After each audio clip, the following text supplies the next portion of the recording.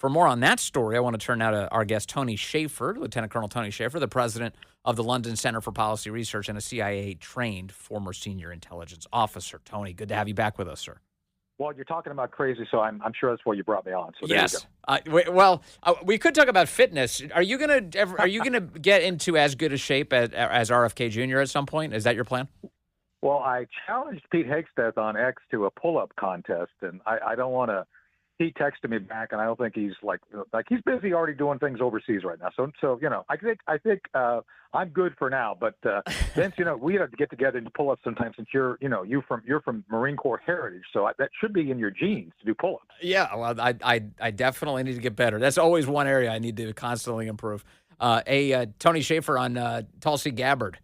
She's now the director of national intelligence. This seems like a very big deal and a very big break from the status quo. Am I right? Oh, absolutely. Now, Tulsi, as you know, was targeted by certain people in the community, put her on the no-fly list. And think about this, Vince. A sitting lieutenant colonel who was in command of a unit was put on the no-fly list. And it was done, by all accounts, for political reasons. So I don't think there's anybody better than someone who's been directly wronged by the very community that's supposed to be protecting the American citizens to have witnessed and been a victim of the abuse herself. And plus, the other thing she's going to do, decided to politicize their service. Now, arguably, I'm a foreign intelligence officer. We've been friends a long time, and I try to instruct people based on my expertise without basically using it for political gain. I don't put letters out saying, gee, maybe, Biden was dangerous because of some intelligence predicate that I can't tell you about, but it's bad. And that's what the other side's been doing. They always imply somehow they know more than we do. And we always come to find out, no, it was a fake. With that said, I think Tulsi's going to go through, look at the ethics issues, look at the real intelligence, how that's handled, how that's processed, who, by the way, this is huge, gets security clearances, gets to come back in to be advising and assisting, because what we've seen, Vince, is those who come out of the intelligence business, become a member of a political party, they then start leveraging that inside access for political gain, and that's where the real danger comes. Yeah, I mean, we've seen a lot of abuses at the hands of the intel community when it comes to domestic politics, interfering in our elections. And it looks like, priority one for Tulsi Gabbard is to, quote, end politicization of the intelligence community and ensure a clear mission focus to the intelligence community on its core mission of unbiased, apolitical collection and analysis of intelligence to secure our nation. So in other words, she wants the intelligence community to do the job it's supposed to be doing. Absolutely. Now, I've had some experience in dealing with this during the 90s. I was working on an operation way off the books.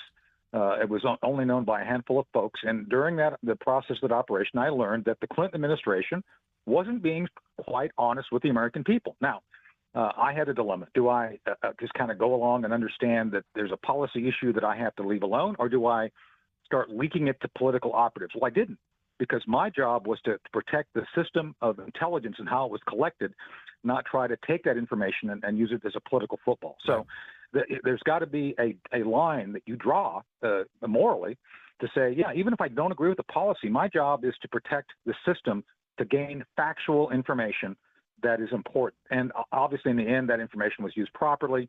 People were able to make the right decisions. With that said, again, you have to have a system which is essentially apolitical as possible. You have to have men and women. Yeah. Some of my best friends I've served with were flaming libs, Vince, but they set aside our political differences to work for the good of the country. That's the spirit and the ethics we have to return to the intelligence community. Well, you mentioned lying to the American people, and obviously one thing that the intelligence community should stop doing is trying to keep secrets from the American people that they deserve to know, for one, and then and stop deceiving them with a purpose of meddling in elections. But the other piece is lying to the President of the United States.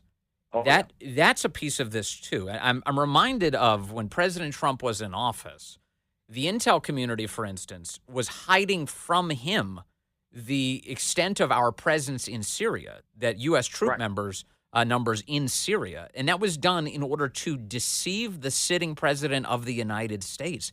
So Tulsi Gabbard has kind of a big task ahead of her in trying to get rid of that corruption. Right. So I was part of that whole scheme because General Joseph Dunford got the guidance. He agreed. We need to get troops out of there. As soon as Mark Milley comes in, I think we know who he is. He and the other members of the intelligence community conspired to essentially deceive the president. Now, Mike Flynn and I knew this was going to happen. I was just talking to Mike a few minutes ago. We're here at an event down in Florida. And one of the things, Vince, we had agreed upon, Mike and I, to go and sit down with President Trump shortly after they became, in the White House. Probably we're looking at April of 2017. We never made it because they went after Mike. But the idea was to sit down with President Trump and say, look, they're going to try to buffalo you. They're going to try to do things to hide all these things from you. And, oh, by the way, you have these authorities. Don't be afraid to use them. And I think that was part of the problem with the first administration. They got Mike Flynn out. They got people away from President who could tell them the truth, the whole and complete truth.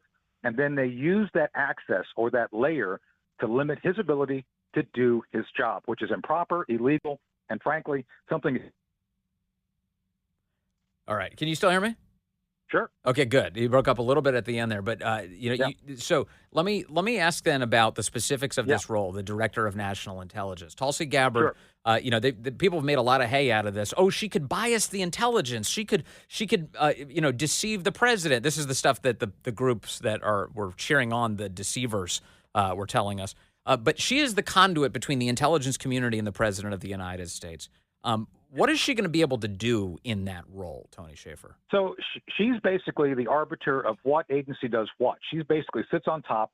I think one of the first things she's going to do is cut the staff back. Right now, they have a staff as big as any intelligence agency. It was never designed to do that. It's supposed to be a small staff that directs other agencies to do their work. And she's going to be able to set up the priorities as well as the focus, which is, I would aptly say, has not been done adequately for the past 4 years at least. And then with that, she can help set budget priorities and actually go about setting up what information goes to the president. So in other words, she's the one who handles the information flow up and down the chain and also sets the priorities. So it's a very important job. While she has no budget authority directly, which is a thing, she can direct the agencies below her to set priorities based on their budget. So it's important. And I think something that she's going to be, as a former member of Congress, remember, she's a former member of Congress. She understands the process.